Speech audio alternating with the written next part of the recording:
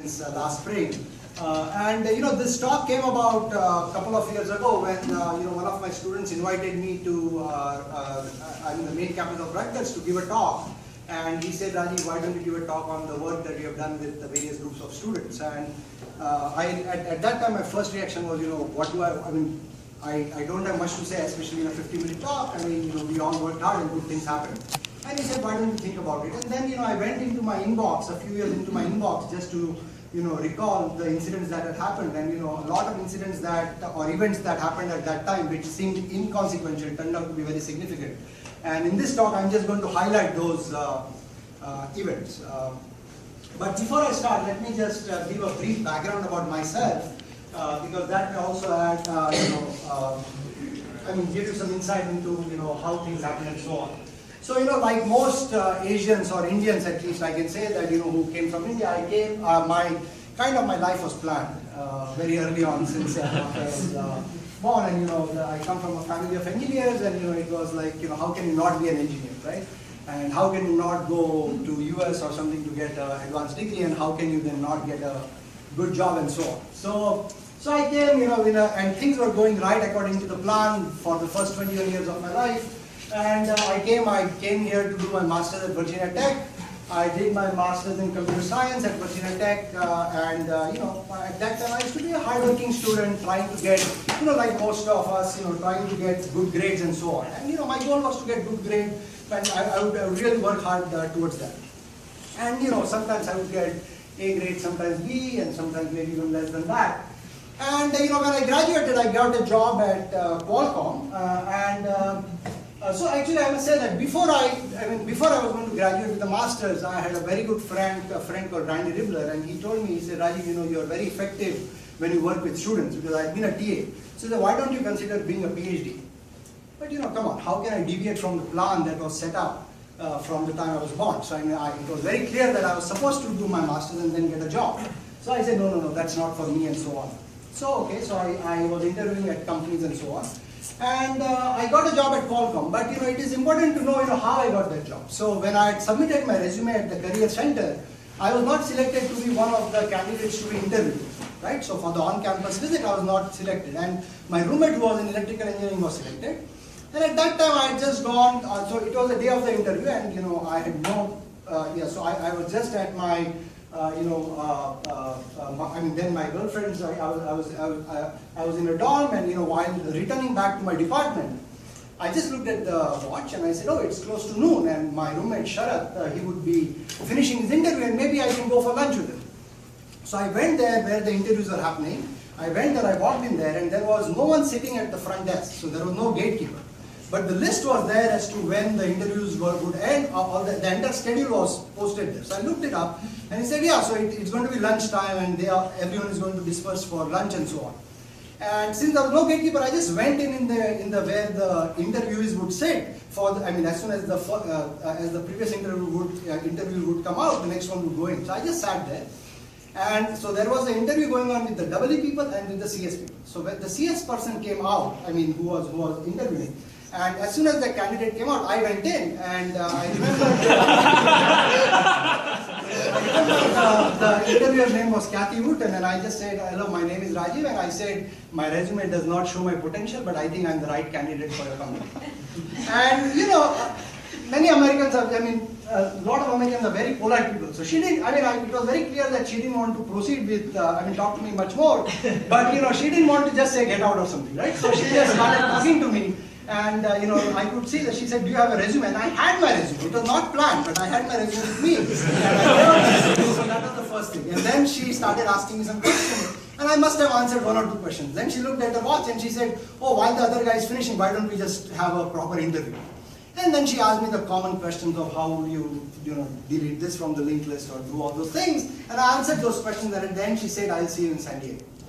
Now, I'm embarrassed to say, but at that time, my only goal of interviewing with Qualcomm, or I even considered, was I wanted a free trip to San Diego. Because I already was almost sure I would get a job at Digital, which the company doesn't exist now. But so I went to San Diego. Again, till then, I had no intention of joining Qualcomm. When I went there, I interviewed, and I was actually bowled over with the company and with the place. At the end of the day, they said that, we'll make you an offer, and I said, great, I will accept it. And that's how I ended up at Qualcomm, right? So that was that was the first thing that I deviated from the plan a little bit. But, and then, I worked very hard trying to do good things, and Qualcomm had this great benefit that, you can take courses at a nearby university, which was University of California, San Diego, very good CS department, and, Qualcomm would pay for it as long as you get a B grade. Now, at that time, I was clear, I thought my formal education had ended, so, why not just learn things that I felt I didn't learn that well, and, who cares about grades at this point, because I never have to apply for a further degree. And I started taking all these classes at UCSD, and I would take about 2 classes per quarter. That's a pretty heavy load. So the first year I worked at Qualcomm. The second year, I was not enjoying my work that much. I started taking classes, and I also felt that there were a lot of holes in my background which I should fill up. So I started actually having a master's degree. I actually started from scratch, right? So I started with the equivalent of CS 160 here, right? Having a master's degree. And I still remember my colleagues telling me, said, you have a master's degree. Why are you doing all this? And I said, look, I don't understand some of these things very well. I got good grades, but my understanding is not clear. And I still remember some of them in kind of poking fun at me, saying that you should know more than this. But what used to happen, what I realized was when I would ask them about the homework questions, they would not be able to do it. So the difference was that I knew I didn't know, and I was doing something about it. But regardless, so I worked. I took courses at UCSD, and that is when I realized that. So what happened at that time was I think very important is I always used to get A grades at UCSD, right? And I had a full-time job, and 2 courses per quarter with a full-time job is a lot of work. And I said, how is it that when I was at Virginia Tech, I used to work very hard to get good grades. I really used to work hard, and sometimes I didn't get good grades. Here, I'm not working hard towards grades, and I'm getting good grades, right? So that is when it occurred to me that I was never studying the right way. My goal was to get good grades. Right? And here at UCSD, my goal was simply to learn. That's it. I just wanted to learn things well. I had no intention of submitting this transcripts anywhere except to get the reimbursement that I got a B grade. Right? So the thing is, and that is when it occurred to me. I said, I haven't done things the right way, and that is when I decided I want to rectify that. And that is when I decided to apply for PhD, and I applied to various schools. And I was very naive. I had not even read a research paper at that time, right? Because I had no experience and so on. And I started my PhD at Washington University, St. Louis, spent 2 years, and I had various offers, but it just a lot of things happened, and we had a 2-body problem, and I joined Rutgers University, and very glad that I went there. And for the remainder of the talk, I'm going to tell about the work that I've done at Rutgers Camden with various students, right? Or in fact, the focus is their stories of those students, right? So just to give you some background, about 75% undergraduate students. Camden doesn't have, you can say, a graduate school. They have but for the most part, we are an undergraduate population. Their students mainly come from South Jersey, and a large fraction of our students hold jobs. So most of the students hold full-time jobs. It's kind of studying is a part-time activity. They have a full-time job, they come, they take a few courses, and they eventually leave. And many students transfer from community college. So, they do 2 years of associate degree at community college, and then they come to Rutgers Camden to finish off, because it's more economical. And, most students never consider going to graduate school. So, in the first 14 years of the department, almost nobody ever went to graduate school. And when I joined Rutgers Camden, people would say, I think you should just focus on your research. The students are weak and so on. Right? So, when I joined Camden, so to just give you some idea, here is personal statement of one of my students whom I worked with very closely when he applied for internships. He said, in high school I did not care for education and felt it didn't care for me.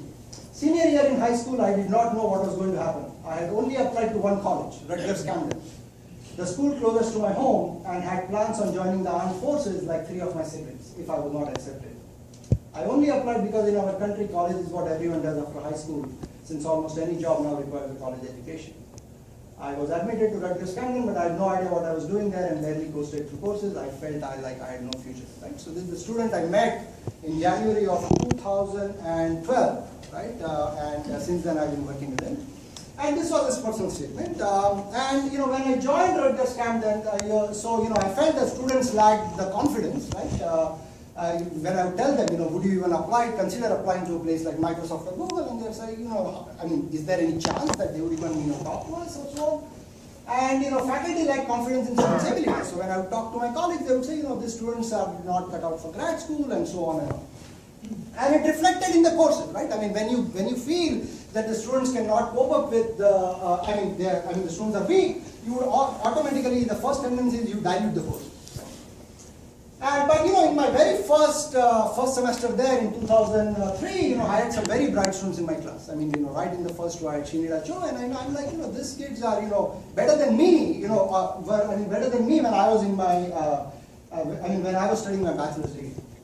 And in summer 2004, I remember, I just volunteered. I said, I'll just teach for free the entire summer. Whoever wants to come, will come. Now, at such place, people came, commuting 1 or 2 hours away, right? So, that is what told that, the students really want to do something. If somebody were to hold their hand, they really want to do something better for themselves. So, we had 13 sessions, each lasting 2.5 hours. Students got no credit, and I didn't get paid, right? So, this was, and when that happens, that students are willing to study without any credit, that is when you know that they are actually really studying for the sake of learning. And those students, so what I did was I was very nice, and I had these students and I had no idea. My only goal was that these students should build a better life for themselves. That's all. That was my only goal. And what do I tell the students? I didn't know, I was new there, so I would say, what, this is not the right place for you. Why don't you go somewhere else? And in hindsight, it is silly to even say this, right? I mean, these students come from very underprivileged background. How can they even afford to go to many of these places? But it turned out that for the first 3 years, 2003 to 2006. Some students decided to go take loans and so on, and they went to better schools, Michigan, Penn, and Rutgers, New Brunswick. And of course, not surprising, I met in 2007, I met Brad Greening. He was in my math foundation, the equivalent of CS 160 here. And he was the best student in the class. And I told him the same thing. Why don't you go to another place? And he said, look, that's not an option. He said, I cannot afford. And plus, I don't see what's wrong with this place. I'm doing well. He was working part-time at Comcast as a customer sales representative. He was making $35,000 a year. And he said, my life is good. And, it's very easy to get good grades here. So, what's wrong? So anyway, in 2007 summer, I said, why don't we do some research? And he said, I have a full-time job. I'm going to be working there. So he said, I don't know if I'll have time. So just to motivate him, and I didn't have any funding from NSF or anywhere. So I told our dean that I need some money to encourage the students, and we had this dean scholarship or something. I applied for that. He got $400, and of course he was excited to get an award. But in return, now you have to do work. So and that was my goal, that if he gets an award, maybe he'll work hard. And I tried to engage him in research and so on, but very soon in the meetings he would come and he say, I've done nothing. And very soon I realized that this is not flying. Then he even stopped replying to my emails, right? So July, August, he didn't reply to my emails. And then of course I meet him in September, the school starts, I see Brad, he sees me, he walks in the other direction, and I have to go chase him down, call into my office. And I told him, I said, look, you got this award, I have to now, reply to the dean, I have to write a report of what happened with this money. Of course I could have written anything I wanted, but he at least felt that he's, responsible for that. So he said, okay, Rajiv, what do you want me to do? Again, a very polite guy and so on. And at that time, I had this book on my shelf, Proofs That Really Count, The Art of Combinatorial Proof, which I really like very much. And I was meaning to read it, but I didn't get the time. So I said, why don't you take this book, read it, and every week you have to present me some proofs from this book. And for the entire semester, he actually did that. And at the end, there was so much material he actually taught me that I thought it would be great if he made it into a talk. And that's what he did. He made a very nice talk out of it, and he gave excellent presentations in the department colloquium at Rutgers Camden, and the faculty were very surprised that our students can give such good talks, and also at the University of Maryland seminar series, right? And I got this email from one of my colleagues. He said, I had him in my class a few years ago, and based on that, I would never have guessed that he'd be capable of the seminar talk he gave a few weeks back. We've obviously been good for it, right? Now, I told him in 2008, after the talk, I said, Brad, you have a lot of potential, and I said, look, there are a lot of opportunities for the summer coming up. But I said, I will not write a letter for you unless you quit your job, because, he was, not, it was a full-time job, and his grade was slipping and so on. So he said, Rajiv, quitting a job is really not an option. And, we had a lot of conversation. He said, let me think about it. Then he comes to my office, I still remember, comes with a small face, and he says, Rajiv, it is not going to work. So I again, asked him to sit, and I said, why not? He said, look, when I talk to you in your office, you tell me all these things, I'm completely convinced. The moment I leave out, I step out, I talk to my friends, I talk to my family, and they say, you must be nuts. He said, this guy has no credibility, he's telling you to do X, Y, Z, and why should you believe him? So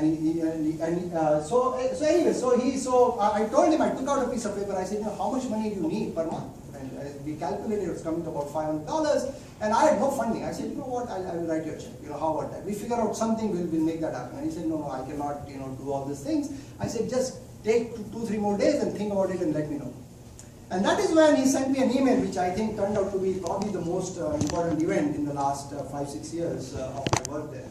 He sent me this email. If you look at the subject, it is called decision. It says decision, right? It was that important, right, at that time. He says, dear Rajiv, I would like to try to go for it. Again, you see the tentativeness in the tone, right? He's not very sure. And it's written past midnight. He said, I would like to try to go for it. As per our discussion, I figure even if things do not work out with the work we have done, plus the plan to do the data structures work, I'll be able to get another very possibly better job should the worst case happen. Right? Again, there is a lot of negativity, what if things don't work out and so on. By my figure, the lower bound of $550 per month would allow me to pay my parents their money, plus so he had to pay the rent to his parents and so on. So our students there at Camden have a pretty difficult life. I've never paid my parents anything.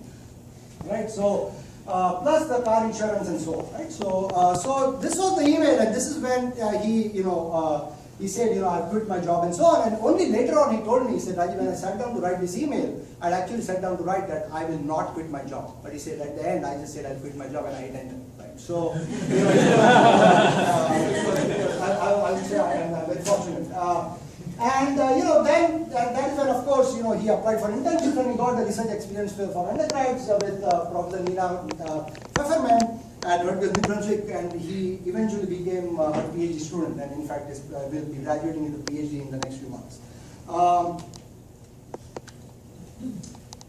And then 2008-2009, I got NSF funding. That is also another long story how I got my first funding. What I did was, I was always getting very annoyed. I said, we have so many good students at Camden, but why are we not challenging them enough? And why are the students not complaining? This is one thing that I always it bothers me that at most places the consumers or the clients would really not be happy if they don't get things worth their money, right? But this education is one place where students don't tend to complain. If they get easy courses or if they get something easy, they are happy. That is something that I didn't understand. So I said, okay, maybe the students are ignorant. Maybe they think this is how things should be taught.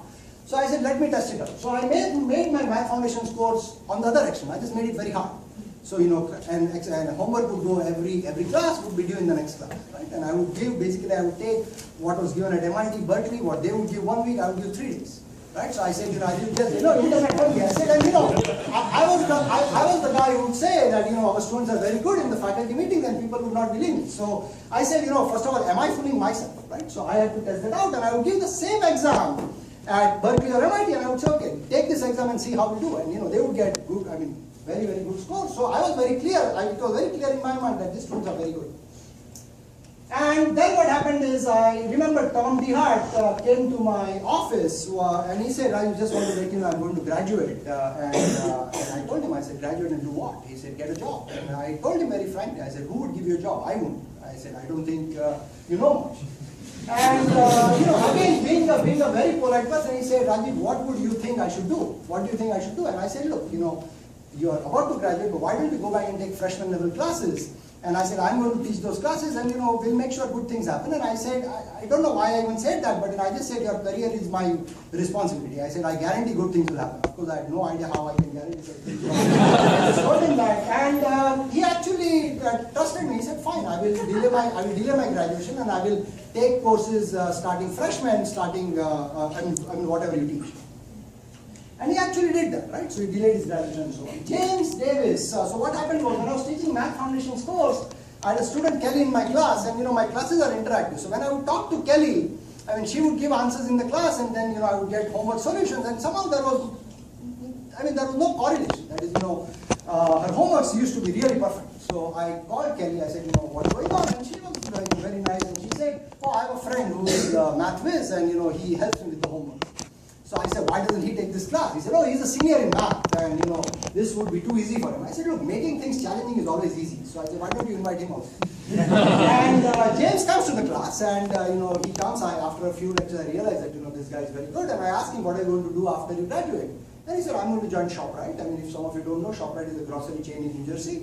He said, I'm going to join ShopRite after I graduate. And I said, and do what? He said, work in the prepared foods department. That's what I've been doing after high school. So after high school, he dropped out. Right? And James said, he said, I was not interested in studies. He said, my high school GPA was in fact close to 2 out of 4 or something. And he said, nobody would give me admission anyways. So he said, I worked in ShopRite anyways. I said, okay. And he said, so I'm going to graduate and I'll do that. I said, can ShopRite wait for you for some time? If so, maybe you and I can do some work. He said, yeah, that shouldn't be a problem. So, so then I started working. And then what I did was, I also introduced a course. So what the problem was that a lot of our students would come from community colleges. So they had only 2 years before they graduate. Right? Now in 2 years to make an impact is not easy. Right? I mean, here if I would be at any other place, I would have 4 years to work with the student. You can do a lot with the student. So I realized that how do the students? I thought the students were just as good as any student anywhere. But how do I tell that to the world? I mean, people would think, I cannot convince people in my own school, in my own department. How am I going to convince somebody at MIT or Penn or Princeton saying that take this student for in your graduate program? So what I did was, how can this student stand out compared to others, say coming from top schools? So I said, maybe the only way is, they have to do some, really good research. So I introduced a course. So the students didn't know much, but I said, we introduced a course where I would give some presentation for the rest of the semester. They would actually be, reading papers and presenting. And as and when they need the background, we will just go over things. And I told them, so there was a group of about 6 students, and I told them, what do you want? Do you want an exam? They said no. I said, the requirement now is that if I ask you to come up with something which I've taught you 10 lectures before, you should be able to come and do it on the board. And they say, yeah, that shouldn't be a problem. But they realize that that is not easy. And I will not give them too much time. I said, you can go on the board, think for 10 minutes. But you should be able to recreate the material. And in fact, that is when some of our students came up with proofs that were better than mine. Right? Because they would come on the board and they would not remember every detail. But they know they have to do proof. They have a high level idea, but they would come up with nice calculations. So anyway, so we did that, and during that colloquium, that department colloquium, that semester, this doesn't happen anywhere, I think, right? Every single talk was given by undergraduate students, and the talks are there on my webpage. You can look at them on cutting edge research, which many faculty in our department know. So that was great. Right? Brad gets admitted into the PhD program at Rutgers, and several students went to RU and internships and did well. So right now there was a culture setting in. I had some credibility with students, and yeah, your question? Sorry, what's RU? RU is Research Experience for Undergrads. And there are several, they are NSF funded programs, and they happen at several places in the US, and they are absolutely wonderful programs, right? If you get the good program, it's very good, right? So they went there, and everyone got the internship except one, right? And it was Tom DeHart, the student whom I had said that your career is my guarantee. He did not get the offer, right? And I remember him coming to my office and I said, Rajiv, what do I do now? Right? So the good thing was that I had NSF funding, so I was not worried about money. Right? I said, money we can, I can always pay him for the summer. But he was not interested in the work that I was doing, and he was interested in human-computer interaction. So I told him, I said, Tom, what would be your top choice? Had you gotten offers from everywhere, where would you have gone? He said, Virginia Tech. I said, no problem. They had a very strong HCL. So after he leaves my office, and he was very nice. If I were in his place, I would be upset. Right? You gave me this guarantee. Now see what happened and so on. So after he left, I remember sitting in my chair, going and really writing an email to Virginia Tech saying that, take this guy. I'll pay for his cost. All you have to do is work with this guy. I get no response for 2 weeks. Now, RE was going to start 1 week later. I sent another email saying that, look, I haven't heard back from you and so on. And I get immediately a reply saying that, look, we don't have money, but if you're really willing to take care of his cost, I will put him in my lab. Tom was very happy. He sat in his truck and he went to Virginia Tech. Right now, after the RU, I get emails, or in some cases my students get emails. So this was one email, my student Josh, who went to University of Maryland, said Josh was fabulous. We got a poster and oral presentation into the Wabi workshop, that is workshop for algorithms in bioinformatics, based on his work, and are now working on a journal paper. I've tried to get him to apply to Maryland for grad school, but he's got some family issues that will probably keep him out of school for a few years. I'll try to keep in touch with you and hopefully lure him here. So now faculty want the students to come to grad school at these places, right? And Maryland is one of the top schools. Tom gets this email, I have enjoyed working with you on this project. Kathy mentioned you are submitting application for graduate school. I hope you will consider UW, applying to UW. UW is University of Wisconsin-Madison, which is top 10 in the country. Right? We are a well-funded program, highly ranked, and have opportunities for research. Please let me know if you have any questions about our program and if you are interested in this. Right? So he gets this email. This is the same student who was turned down from every place just 2 months before. Right? I mean, nobody gave him a chance. He also gets this email from Virginia Tech saying that you may recall that we met during your summer research project at BT. I heard that you are applying for grad admissions here. I wanted to encourage you to apply. And also share with you sometime more information about the work of our group on usable security and so on. If you're applying, let me know. When you do so, I can look up your application in our department's online grad admission system. Right? So now Tom suddenly gets all these emails, and of course he's very excited and he applies and so on. James Davis worked with me because he was interested in my area, so James and I worked together during the summer, and he gave wonderful presentations at Maryland and at UPenn. So, I would contact people saying, look, my student can give a talk in a seminar series. Some people say yes, some people say no, but no harm trying. And so he came, he went to Maryland and at UPenn, and I get these emails from faculty at other places saying that it was good to see you both and your maturing student James. It is really nice that these guys can understand such key research papers. So what did this do for my students? Right? It was very important to expose them. First of all, it helped my students because they would know what the world outside is. Right? There is a lot more to than just being at Camden, and also faculty at other schools now know there are good students at other places also. You don't have to only look at elite schools and so on. Right? So now their talks and all were so good, and their work was so good that faculty at other institutions offered to write recommendation letters, and that was a big deal. Right? I mean, me saying my students are very good is one thing. But somebody else saying that, look, this student is really very good, that makes a big difference. So now faculty at other places offer to write letters. 4 more students get accepted into graduate program. James goes to Cornell, other student goes to Dartmouth, Josh goes to Princeton, and Tom Diard goes to Virginia Tech, where he did his RE. Right, so this was a big deal. A place where almost nobody used to go to grad school are now getting accepted at this, and some of the top programs. And now most students want to pursue academics, right? So now there was a time when I used to chase students, now students were chasing me, right? So that was a very good thing, saying that I quit my job and I'm ready for any challenge, right? So I don't have to convince people to quit their job. So that was good. So if you look at the trajectory snapshot, James Davis's high school GPA was so low that Rutgers Camden did not accept him. Right? I mean, it was below 2, and I think we have some cutoff. And so he went to community college, boosted his GPA to about 2, and then applied. Right? He planned to work at ShopRite, his employer after high school, introduced to computer science in 2008. He did not know, he had never taken a CS course until I told Kelly to bring her friend to the class. He had never taken a CS course. He quits his job in 2009, starts graduate studies in Cornell in 2010. He's the recipient of the prestigious NSF Graduate Fellowship, which gives you $100,000 over 3 years. Right? Tom Diard gives up his job in 2008 to go back and take freshman courses, right? In academics, retakes courses to strengthen foundation, gets turned down initially at all RU sites, eventually gets accepted at Virginia Tech, where he does his graduate studies, right? Yeah, so I have worked over the years with many students, and I'll just highlight some of them. Brian Brubach, for example, when I taught last spring here at Penn, he has 320. He used to come and sit here in this class because he had to learn those topics, and I said, why don't you just come and sit in the class? So he would come and sit in the class here. And the amazing thing is, so what I did was, Camden, we are a very small department. We cannot offer a broad range of courses, right? We are just 7 faculty. So what I do with many of my students, this only occurred to me very late. I mean, we are in a very nice position, right? I mean, geographically we are well located. UPenn is close by, Princeton is close by meaning within an hour, right? And Penn is even closer. So my students actually go to Princeton for the most part, but sometimes even to Penn, to come and take classes, right? And they don't get credit for any of those classes. They just come and they get the knowledge. So most people like you guys, you get degree and knowledge at the same place.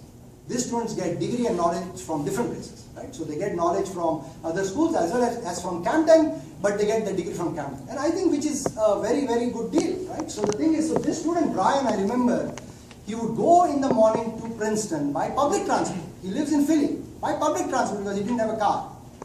Come back here, running because he wanted to attend the 3 o'clock class here on Mondays and Wednesdays, right? So he would attend this class, and then he would go in the evening to Camden to take the 6 o'clock class.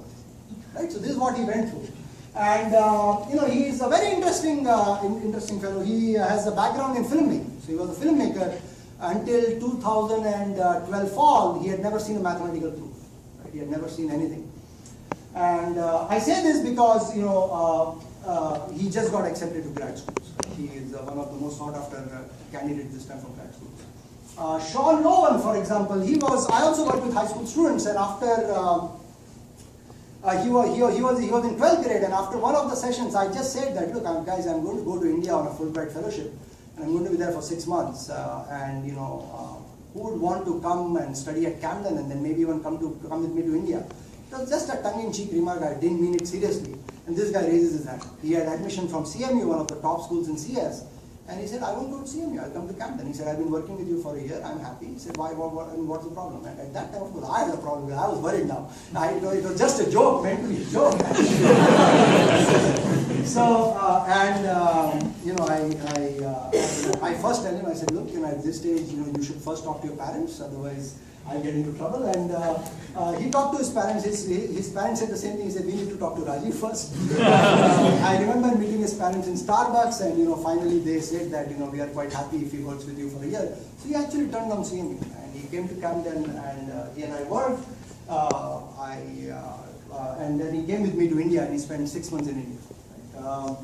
And after 1 year at Camden, I told him, I said, you've learned a lot, and I think you should go somewhere else. And he finally didn't go to CMU, but he went to Oldham College of Engineering.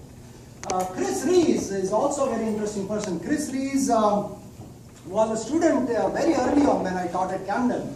And, there were various things happened, and he was, in some sense a problem student in class, right? In various. So I think he dropped my class and so on. After 2-3 years, I was teaching an object-oriented programming class, and Chris walks in. And so first thing, oh, you're still around. And he came and sat on the back row, and I was just in my mind contemplating what's going to happen this semester. But within a few lectures, I realized, he's a completely different student. And I asked him to come to my office, and I asked him, hey, what's going on? And he said, look, I did a lot of crazy things early on, but I'm a completely different student. Give me a chance. And I said, but you have already taken this class. Why are you taking them again? He said, I wanted to, convince myself that, I can do the challenging courses and do well. So, amazing, right? Just when you get inspired to just do things the right way. He had no reason to take that class. He had already got credit for that. And I told him the same thing at that time. I said, look, if you really do very well, a lot of good things can happen. Joe Vasella was a student, a very bright student at Rutgers Camden. Various things happened, and, eventually he didn't get a job after Rutgers Camden.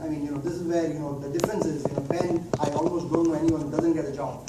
And he eventually ended up working at Walmart. And he was working at Walmart for a year, and I knew always he was very bright. And of course, eventually good things happened, as I say. But in Chris's case, for example, I remember what happened. The same thing happened what happened to Tom. That is, I told Chris good things will happen, but when he applied for summer, so in Chris's case, I can understand. He had the most decorated transcript. I've never seen a transcript with so many Fs, right? So when he applied for internships, he didn't get any of them. Right? And again, I asked him what was the top choice. He said University of Southern California. I wrote an email to people there, some people I knew, and they agreed to take him, right? And he did so well, right? So Chris was a master in, he knew a lot about cars, and all learned by himself. He said, Rajiv, you can dismantle my car, blindfold me, and I'll put it back together, okay? While that may not be true, just to have that confidence, just to have the confidence to even say that. And, I had written in my letter, I said, this guy knows a lot about cars. And when he went there, they actually worked on a project combining sensor networks with cars with Ramesh Govindan. And Ramesh writes to me this email saying that Chris must have told you about his census paper. He was so good with cars that even after his internship, they would do a long distance call every week for him to finish the project. And he got a paper out of his summer internship. Please encourage him to apply to grad school. Right? So one of the top schools now saying that if he applies to us, we'll take it. And I've also been doing this. And Joe Vasella, who was working at Walmart, just started his graduate school at Camden. In July 2013, I get his email. Everything's set for me to move to Pittsburgh at the end of next week. I think I'm more excited about being out on my own finally than about being involved. Right? So, finally I'm very happy for him, to be able to, get to where he wanted. Okay, so this year, 2013-14, 3 more students get accepted to graduate school starting fall 2014. Brian Brubach gets into Hopkins and at Maryland. Robert McDavid is the same student who wrote the first person statement that I showed, right? 2 years, right? So he got into Princeton. A lot of them got to the full scholarship at Princeton and at Maryland. And Carl Trimba, who's the first one in his family to graduate college, got into Brown at Maryland. And these 3 students are so amazing. You go anytime at Camden, right? And on days when they are not at Princeton taking classes or at Penn taking classes, they will be there in the cafeteria working like grad students, right? You know, they are there almost any time. They know so much more than even I know that, you know, Carl these days is teaching me machine learning and so on, right? So what they do is they take these classes, I don't have time to go to these places, and then they present the topics to me, right? And we sometimes meet at 10 o'clock at night, 11 at night, anytime, whatever time is good for us. These 3 students last semester were taking graduate class at UPenn. Right? They would come to the graduate class taught in the CS department, and they would sit with other graduate students and do all the work. Every assignment they would do, they would actually submit the assignments. When the project was there, they told the faculty, look, we are not taking it for credit, so whenever everyone is done choosing their project, whatever project is left after, left over, we will do that. Right? That's the kind of motivation they have, and they actually did a wonderful presentation from what I understand in the class. And I have also worked a lot with high school students. So what happened was in 2008, 2009, you know, my colleagues and I were talking, and we were in this complaining mode as to, you know, high schools in this country don't prepare students well. And I realized, I said, I've not done even high school here, so how do I know? So I just wrote an email to several schools in the area saying that I want to just come and give a talk. And I was very surprised that I didn't hear at all from anyone. And but then what happened, I go to a lot of farmers markets and all, and I was talking to my farmer about, he actually came to know that, you know, I'm a math professor. He said, oh, my daughter would love to learn math. So his daughter and few other friends of hers actually came to study math with me. So there were about 4 or 5 students for that summer. Then I picked up the phone and I called the schools again. They said, hey, you haven't replied to my email. And they said, look, we are very busy and so on, but I'll put you in touch with a math teacher. I called one of the schools, Cherry. And there one math teacher, Linda Heath, she invited me to her class to give a talk. And I just gave a 40-minute talk. And at the end, you know, I don't know what, I just wrote that, okay, next Saturday at 10 o'clock, I'll be at Rutgers Camden. If anyone wants to come and study with me, we will do something. I had no idea what I would do, but 3 students came because they were not sure, you know, what is going to happen. 3 came. We started learning some discrete math and so on. And then they realized there was no catch here. So, you know, 3 became 6 and 6 became 9. And finally, we had 15 students. And you know, we did some good work. And then we started that in September. In January, I get an email from Sean, who is the same student who came with me to India. And I just mentioned in the class, you know, you guys should really spend your summer well. So he said, you mentioned that we were interested, we could possibly do some work with you over summer. I just talked to Andrew about it, and we are both very interested. So this is the email that basically sowed the seed of, you know, me starting a summer program for high school students, right? So. And since then, I've been working during the summer 2010, it was a 9-week program we had 12 students, about 6 to 7 hours each week. These are high school students, okay? They would come in the morning, spend 6 to 7 hours all day to basically study, you know, topics that are typically taught here in, you know, 320 or 160 and so on, right? So they would study algorithms and completeness and so on. For 2010, this same student, high school student, would take grad level classes, you know, on optimization and so on. And then since summer 2011, I've been running this program at Princeton University. I mean, they have been kind enough to give us a few rooms, and you know, now it has become a reasonably popular program with several students applying. In fact, now we also have people who are going to go for PhD. So last year, a student from Penn, from my 320 class, she actually came there and studied for the entire summer, and then she went on to do her PhD at Carnegie. And now we have a lot more applications than we have seen. And you know, I get this email. So these are students, some of them who were not interested in math, you know, before they come in. But you know, I had got this email from a mom. The other day, Shakun and me were chatting, and so these are students who had come from India. And she happened to question me, rather surprise me, as to can she take a drop from standard 10 this year. So she didn't want to finish at 10th grade. And she said that she would like to continue this program as in work with you for a year. Of course, she had assumed that you would be willing to, and then go back and finish her book. So, you know, a lot of students who are not interested were quite inspired to, you know, study more. And, you know, the good thing about this program was there were no grades attached, there was nothing like that. So, you know, if you're studying there, if you're spending your 6 to 7 hours every day studying, then you're doing it because you're very interested. I also, you know, worked with students at Mumbai University. I went on a Fulbright fellowship to India. I taught for 6 months, and it was probably one of the best experiences of my, you know, working life. It was, I mean, I cannot describe the motivation that these students had, right? And they would not have good teachers at their school. So, you know, even if the class would go on for 4 hours, people would not finish, right? I mean, they were willing to wait. My class would start after the college gets over so that we could get classroom for as long as we wanted, 5 to 8, 5 to 8:30. Then the students would spend an hour because the trains were packed around that time. So they would spend an hour, we would discuss and so on. And then finally 9, 9:30 they would go to their home, right? And again be back the next day. And I taught 2 to 3 lectures, 3 days a week. And hardly any student from that school also went to PhD. But Manish Purohit started his PhD. He was my student there at Maryland in 2011. And I get this email saying that Manish is turning out to be a very good student. He was initially on the reject list. Fortunately, I sent an email at the right time saying that you should take a look at this student again. And gladly they did. And now 5 more students are in the PhD programs. We are very happy to have Amma, who's at New Brunswick. Is a very valuable addition to our department. And so, it's just a culture shift. Once a few students go, the others get inspired to do the same and so on, right? And so, a few takeaways that I want to talk about, right? So first thing that I would say is, before I came here, or before I even, went to Qualcomm, my life was very planned. And, I would always, go by the plan. I was, oh, this is part of my plan. I never planned this. I was, not open to various suggestions. But if you think about the various things that have happened in the last 5 or 6 years of my life, or even before that, even starting from getting a job at Qualcomm, it was not planned, right? Even then taking courses at Qualcomm, I never thought that I would go to industry and then start taking courses. Going for PhD, never part of the plan, right? Coming to Camden, not part of the plan, right? All these things, various things that happened at Camden, nothing was planned. So what I've realized is that various things happen in our lives, at least for me. And I just, we just have to keep our minds open and treat all those things as opportunities. Right? You never know what will come out of things. Think of Tom and Chris, right? Tom coming to my office telling me, hey, I've just come to thank you because, I'm going to graduate and so on. I mean, he may not have come. And, he came, we talked, and he just decided, okay, go back and take courses just to strengthen his foundation.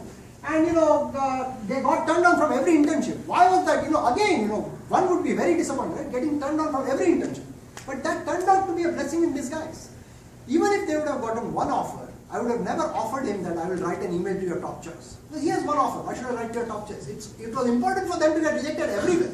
And now if I was going to write a note, I might as well write a note to the top choice place, right? Why would I go to somewhere lower? So it was so important that that happened. So work with high school students. I've never planned. 5 years before, 6 years before, somebody would have told you to work with high school, so I would have laughed. Right? I wanted to do research and so on. Never thought I would do that, and I'm enjoying that very much, right? What I realize is that there is no reason why some of this material that is taught in college cannot be taught early, right? So my high school students that I work with, they go to in the freshman year, they knock on a professor's door and say, I want to start research right now, right? And I have so many students who are doing research in CS right from the very first semester. They sit in graduate classes, right? And they realize that most important, other than research or something, they realize that how to study. They realize that when you don't pay that much close attention to grades, studying becomes fun. And that's the whole point, which I learned at a very late stage in my life. I mean, Sean taking a year off, right? I think that was again an accident, right? And it's amazing that he actually took up the opportunity and he actually pushed me to even try to take him to India and so on. Right? Another thing is resource augmentation. Think of the students at Camden, right? Who had no resources, whose transcripts are severely damaged, right? I mean, the thing is, one would look at them, you would say, there is no hope here. But a lot of good things. It's not that the students are not good. The students are very good. It's just that things happen, right? And but with resource augmentation, giving them time, giving mentorship, and then working hard. They work incredibly hard. And what I see a difference, say, between Camden students and other places, they are hungry. They want to really get out of that situation. The moment they get an opportunity, they don't want to leave it. Right? They will do anything. I mean, it's not easy to go to Princeton, take 6 classes at Princeton without credit, do all the homework. And now we have this culture, so what happens is, I have students now going to Princeton every semester, right? They just sit in the class on the last row because they don't want to take away seats from the students who are actually enrolled in the class. And the students who have finished those classes will grade their homeworks. And every grade, whatever grade is being given, it is actually copied to me, so they feedback and everything. So I am totally aware of what is happening with every student. Right? So it's an amazing way to study. I mean, they are just doing it because they enjoy it. Otherwise, who would drive 1 hour to take a course and do all the work when you are not getting any credit? Right? And find ways to. So one thing I tell my students, first thing is just to do things effectively. Many times what I have realized is that simple tweaks in their work habits makes a big difference. Right? I mean, and this is why I always tell in my class of for example after every lecture I tell them you have to recreate the lecture. And how do I say it? They come to my office, I say, okay, teach me what I taught you, or teach me what somebody else taught you at Princeton, and so on. Right? And that's the best way to learn. And I tell them that they should do that within a certain time after the class is over. And I say, if you don't understand the class, you stop and you ask. Right? So these are very small things which I didn't do when I suffered, and which I think make a very big difference. So if you even come to my summer program at Princeton, it is quite amazing. So the first week or two, the students come from high school. They are all used to solving problems quickly. If they don't get a problem in 5 minutes, then the problem is hard, right?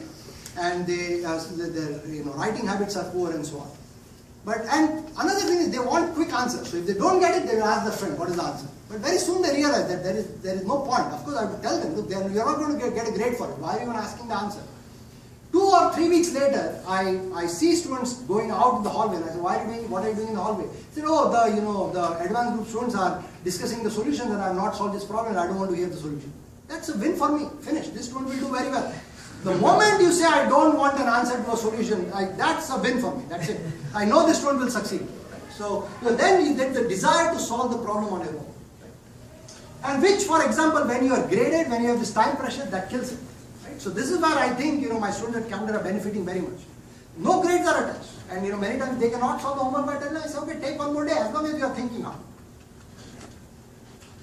And as I tell always my students, in a 1 hour 20-minute lecture, one cannot teach too many concepts. Just identify the concept in every class, and things would, you would understand them. And depth first versus breadth first approach. This I think is the key, I think, to a lot of success at Camden. So at Camden we have a small group of faculty, right? We cannot offer a variety of courses. My first question was, even if I know the student is good, how does the world know that these are good? That these students are good?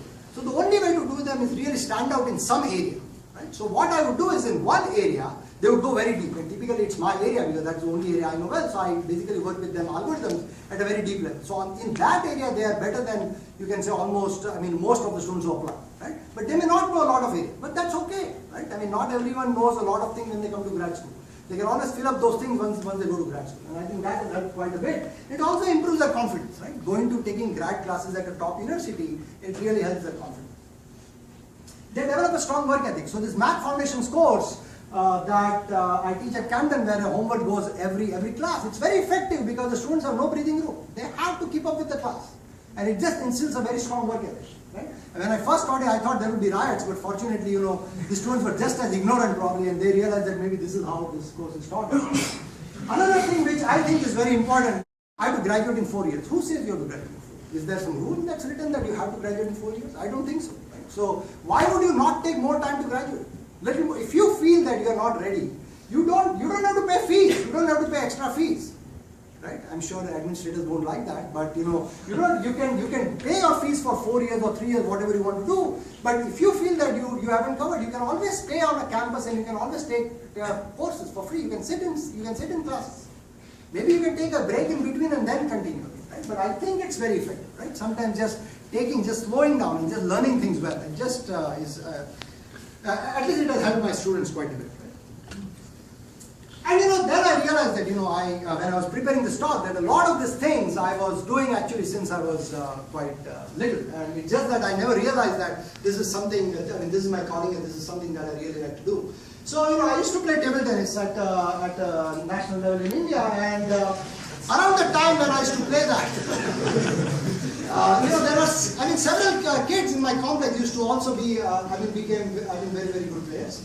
And there was a student, Ashish Kulkarni, who didn't do very well in 10th grade, and his parents came from a very modest background, and they said, we cannot support your education and so on. So I coached him in grade 12, and he got into a very good engineering college. This was a big deal in India in those days because there were very few colleges and it was very competitive. Balachandran Natarajan, in 1997, he was a contractor who had come from India, and he was working in the same company as my wife. And my wife told me, he said, this guy who has come from India is very good. So I said, invite him for dinner. And he came home for dinner, and I told him, I said, I think you seem to be very good, you seem to be liking it. Why don't you go to school here? You have never gone to school here, and something good will happen. And he said, sir, I have a mechanical engineering background, who will take me? I said, don't worry about that, we'll figure something out. And he again listened to me, and fortunately he got into a good grad school, and now he has several published papers. He's one of the top technology guys at PayPal now. And finally, one high school student wrote in his essay, and I think this basically sums up my talk, or actually is the theme of the work I do. So that ordinary people, when given a chance, can perform extraordinary tasks. This was written by Julian Sitt, who was a high school student. And finally, there are a lot of people to thank. And first thing is my students at Rutgers Camden. I cannot be more thankful to them, right? It is because of them that I even thought of these issues, right? Had I been at any other school, I may not have thought of these issues. And so I'm very thankful to them, and I absolutely enjoy working with them. And a lot of people, when I was new at Camden, a lot of people directed me to various opportunities, like the Dean Scholarship and so on. I mean, Alok Bhavita in the business school, he had me, my advisor Samir Kular at Maryland. Whenever my students, I wanted to showcase their talent, I would first send him an email. I said, hey Samir, can they come and give a talk in your seminar? And he would almost always say yes, and they would go there. And Daria Torres, who's actually also adjunct faculty at Wharton School, and she also works at Rutgers Camden. She helps me with giving feedback about what things can be improved and so on. She evaluates my high school program and so on. Faculty at other universities, right? Faculty, I send email to faculty saying that will you allow my students to sit in your classes, right? They want to disturb you, nothing. They say yes. So I'm very, very thankful to them, because without that, my students wouldn't get some of the knowledge that they have. National Science Foundation for even funding the, my students, supporting my students, supporting the high school program. Right, the high school program is completely free. Students don't pay anything. It's completely supported by National Science Foundation. The Center for Interactability at Princeton, who hosts the high school program. Fulbright, because of which I could go to India, and finally my family. I mean, I spent numerous hours, especially during the first few students I had at Camden. I would meet them at odd hours, 11 o'clock, 12 o'clock, whenever they need me, I was there. I had to start a culture there, and at that time I used to spend a lot of time. Finally, thank you very much.